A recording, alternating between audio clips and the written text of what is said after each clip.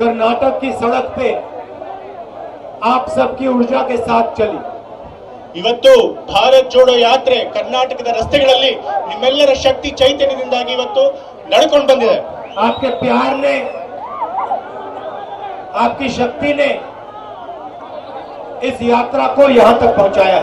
ನಿಮ್ಮ ಪ್ರೀತಿ ನಿಮ್ಮ ಮತ್ತು ಶಕ್ತಿ ಇವತ್ತು ಈ ಪಾದಯಾತ್ರೆ ಇಲ್ಲಿ ತನಕ ಕಟ್ಕೊಂಡು ಬಂದಿದೆ। आपके बिना ये यात्रा आगे नहीं जा सकती। ನೀವಿಲ್ಲದೆ ಈ ಯಾತ್ರೆ ಮುಂದೆ ಹೋಗಕ್ಕೆ ಸಾಧ್ಯ ಇಲ್ಲ। तो इसके लिए मैं आपको धन्यवाद करना चाहता हूं। ಅದಕ್ಕಾಗಿ ನಿಮ್ಮೆಲ್ಲರಿಗೂ ಕೂಡ ನಾನು ಧನ್ಯವಾದಗಳು ತಿಳಿಸೋಕೆ ಇಷ್ಟಪಡ್ತೇನೆ। आज हिंदुस्तान और कर्नाटक में नफरत और हिंसा फैलाई जा रही है। ಇವತ್ತು ಭಾರತ ಮತ್ತು ಕರ್ನಾಟಕದಲ್ಲಿ ದ್ವೇಷ ಮತ್ತು ಹಿಂಸೆಗಳನ್ನು ಹರಡಲಾಗ್ತಾ ಇದೆ। भाई को भाई से लड़ाया जा रहा है। ಸಹೋದರನ ಜೊತೆಗೆ ಸಹೋದರ ಕಿತ್ತಾಡೋ ರೀತಿ ಮಾಡ್ತಾ ಇದ್ದಾರೆ ಇವತ್ತು। और जो गरीब जनता है उसके सामने महंगाई और बेरोजगारी है। ಇವತ್ತು ಬಡವರನ್ನ ಎದುರುಗಡೆ ಬೆಲೆ ಏರಿಕೆ ಮತ್ತು ನಿರುದ್ಯೋಗ ಎದ್ದು ಕಾಣ್ತಾ ಇದೆ। ये यात्रा हिंदुस्तान को जोड़ने की यात्रा है, मगर ये यात्रा महंगाई और बेरोजगारी के मुद्दे उठाने की भी यात्रा है।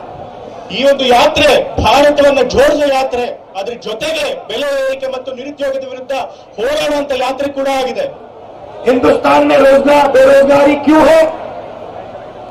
क्योंकि दिल्ली की सरकार और कर्नाटक की सरकार चुने हुए लोगों के लिए काम करती है। ಇವತ್ತು ದೇಶದಲ್ಲಿ ನಿರುದ್ಯೋಗ ಯಾಕಿದೆ?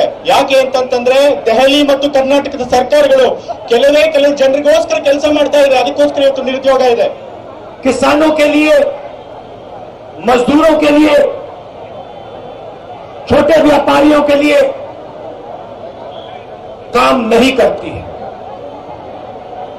ಇವತ್ತು ರೈತರಿಗೆ, ಕಾರ್ಮಿಕರಿಗೆ ಮತ್ತು ಬಡವರಿಗೆ ಈ ಸರ್ಕಾರ ಕೆಲಸ ಮಾಡ್ತಾ ಇಲ್ಲ।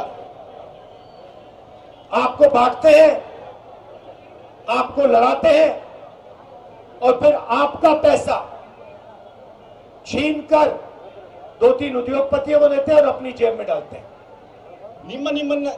ನಿಮ್ಮನ್ನೆಲ್ಲ ಒಬ್ರಿಗೊಬ್ರು ಕಚ್ಚಾಡೋ ರೀತಿ ಮಾಡಿ ನಿಮ್ಮ ಹಣನ ತೆಗೆದು ಕೆಲವರು ಜೇಬಿಗೆ ಹಾಕಿ ಅವರು ಉದ್ಧಾರ ಆಗೋಗ ಮಾಡ್ತಾ ಇದ್ದಾರೆ।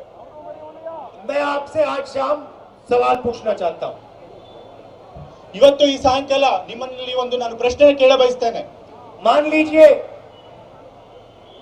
आप अपने परिवार के साथ घर में हो, ನೀವು ನಿಮ್ಮ ಪರಿವಾರದೊಂದಿಗೆ ಕುಟುಂಬದೊಂದಿಗೆ ಮನೆಯಲ್ಲಿದ್ದೀರಾ ಅಂತ ಹೇಳಿ ಭಾವಿಸ್ಕೊಳ್ಳಿ। और एक व्यक्ति आता है और आपके परिवार के बीच में लड़ाई करवा देता है। ಮತ್ತೆ ಒಬ್ಬ ಮೂರನೇ ವ್ಯಕ್ತಿ ಬಂದು ನಿಮ್ಮ ಕುಟುಂಬದವರ ಮಧ್ಯೆನೆ ಜಗಳ ತಂದು ಹಾಕ್ಬಿಡ್ತಾನೆ। आपसे कहता है कि मैं देशभक्त हूं और मैं धर्म की रक्षा करता हूं। ನಿಮ್ಮ ಹತ್ರ ಹೇಳ್ತಾನೆ ನಾನು ಒಬ್ಬ ದೇಶಭಕ್ತ ಮತ್ತು ಧರ್ಮದ ರಕ್ಷಣೆ ಮಾಡ್ತೀನಿ ಅಂತ ಆತ ಹೇಳ್ತಾನೆ। और फिर आपके घर में आकर आपका 40% पैसा उठा के ले जाता है। ಮತ್ತು ನಿಮ್ಮ मनेಗೆ ಬಂದು ನಿಮ್ಮ 40% ಹಣನ ಕಳುವು ಮಾಡ್ಕೊಂಡು ಹೋಗ್ತಾನೆ। उस व्यक्ति को आप देशभक्त कहोगे, ಆ ವ್ಯಕ್ತಿ धर्म रक्षक कहोगे या चोर कहोगे? ಆ ವ್ಯಕ್ತಿಯನ್ನ ನೀವು ಧರ್ಮರಕ್ಷಕ ಅಂತ ಕರೀತೀರಾ, ಆ ವ್ಯಕ್ತಿಯನ್ನ ನೀವು ದೇಶಭಕ್ತ ಅಂತ ಕರೀತೀರಾ, ಇಲ್ಲ ಕಳ್ಳ ಚೋರ ಅಂತ ಹೇಳಿ ಕರೀತೀರಾ? तो यहां पे जो राज कर रहे हैं ये ना देशभक्त हैं, ना धर्म रक्षक हैं, ये 40% वाले चोर हैं। ಇವತ್ತು ಏನು ಸರ್ಕಾರ ನಡೆಸ್ತಾ ಇದ್ದಾರೆ, ಆಡಳಿತ ನಡೆಸಿದ್ದಾರೆ, ಅವರು ದೇಶ ಭಕ್ತರು ಅಲ್ಲ, ಧರ್ಮ ರಕ್ಷಕರು ಅಲ್ಲ, 40% ಹೊಡೆಯುವಂತ ಕಳ್ಳರು ಅವರು। आपके घर में आते हैं, भाई को भाई से लड़ा देते हैं। ನಿಮ್ಮ ಮನೆಗೆ ಬಂದು ಸಹೋದರರ ಜೊತೆಗೆ ಕಚ್ಚಾಡೋ ರೀತಿ ಮಾಡ್ತಾ ಇದ್ದಾರೆ ಅವರು। फिर आपके घर में जो आपके बच्चों का शिक्षा का पैसा है उसको ले जाते हैं। ಮತ್ತು ನಿಮ್ಮ ಮನೆಗೆ ಬಂದು ನಿಮ್ಮ ಮಕ್ಕಳ ಶಿಕ್ಷಣಕ್ಕೆ ನೀವು ಮೀಸಲಿಟ್ಟಂತ ಹಣನ ಅವರು ಲೂಟಿ ಮಾಡ್ಕೊಂಡು ಹೋಗ್ತಾರೆ। श्वास के लिए जो आपने पैसा बचा कर रखा है उसको उठा के ले जाते हैं। ನೀವು ನಿಮ್ಮ ಆರೋಗ್ಯ ರಕ್ಷಣೆಗೋಸ್ಕರ ಇಟ್ಕೊಂಡಿರುವಂತಹ ಹಣನ ಅದನ್ನು ಕೂಡ ಲೂಟಿ ಮಾಡ್ಕೊಂಡು ಹೋಗ್ತಾರೆ। आपके बच्चों को रोजगार नहीं देते, ನಿಮ್ಮ ಮಕ್ಕಳಿಗೆ ಅವರು ಉದ್ಯೋಗ ಕೊಡೋದಿಲ್ಲ। फिर आपसे कहते हैं हम देशभक्त हैं, धर्म रक्षक हैं। ಮತ್ತೆ ನಿಮ್ಮಲ್ಲಿ ಬಂದು ಹೇಳ್ತಾರೆ ನಾವು ದೇಶಭಕ್ತರು, ನಾವು ಧರ್ಮ ರಕ್ಷಕರು ಅಂತ ಹೇಳಿ। भाइयों बहनों, देशभक्त नहीं है, धर्म रक्षक नहीं है, चोर है। ಅವರು ದೇಶಭಕ್ತರಲ್ಲ, ಧರ್ಮ ರಕ್ಷಕರಲ್ಲ, ಇವರು ಕಳ್ಳರು, ಲೂಟಿಕೋರರು। और मैं आपको उदाहरण देना चाहता हूं। कर्नाटक के कॉन्ट्रैक्टर एसोसिएशन ने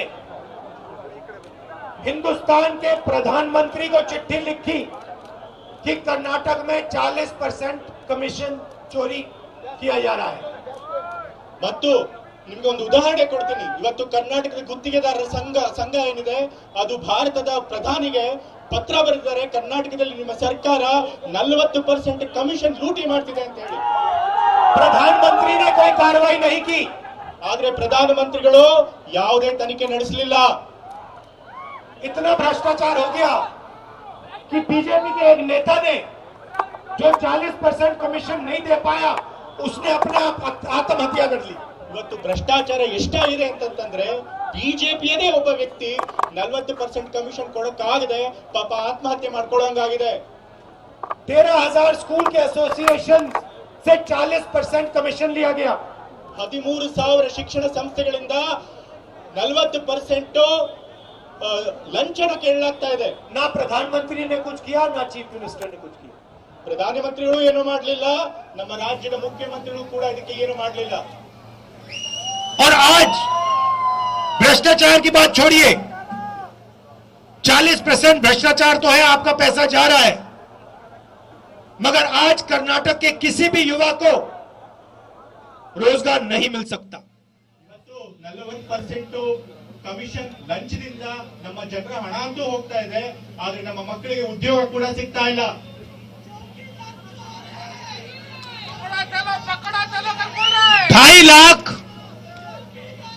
2.5 लाख सरकारी वैकेंसीज हैं।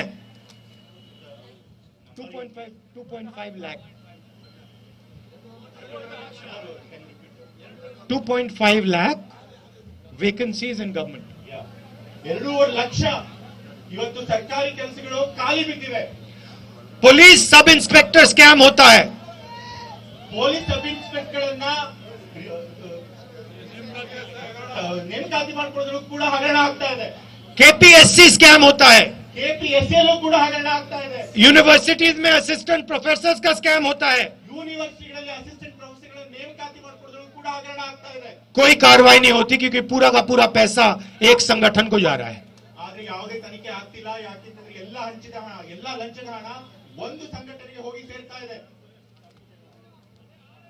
और सबसे ज्यादा महंगाई, 70 साल में सबसे ज्यादा महंगाई आज कर्नाटक और हिंदुस्तान में है। ಇವತ್ತು ಎಲ್ಲಕ್ಕಿಂತ ಹೆಚ್ಚು ಬೆಲೆ ಏರಿಕೆ, 70 ವರ್ಷಗಳಲ್ಲಿ ಅತಿ ಹೆಚ್ಚು ಬೆಲೆ ಏರಿಕೆ ಇವತ್ತು ದೇಶದಲ್ಲಿ ಮತ್ತು ಕರ್ನಾಟಕದಲ್ಲಿ ಇದೆ। 400 रुपए का सिलेंडर हुआ करता था यूपीए के समय, ಯುಪಿಎ ಸಮಯದಲ್ಲಿ 400 ರೂಪಾಯಿಗೆ ಸಿಲಿಂಡರ್ ಸಿಗ್ತಾ ಇತ್ತು, 1000 रुपए का हो गया है। ಆದ್ರೆ ಇವತ್ತು ಒಂದು ಸಿಲಿಂಡರ್ 1000 ರೂಪಾಯಿ ಆಗಿದೆ। आपको यह पूछना चाहिए कि ये 600 रुपए कहां जा रहे हैं, किसकी जेब में जा रहे हैं? ನೀವು ಈ ಪ್ರಶ್ನೆ ಕೇಳಬೇಕು, ಉಳಿದ 600 ರೂಪಾಯಿ ಎಲ್ಲ ಹೋಗ್ತಿದೆ, ಯಾರ ಜೇಬಿಗೆ ಹೋಗಿ ಸೇರ್ತಾ ಇದೆ ಅಂತ ಹೇಳಿ।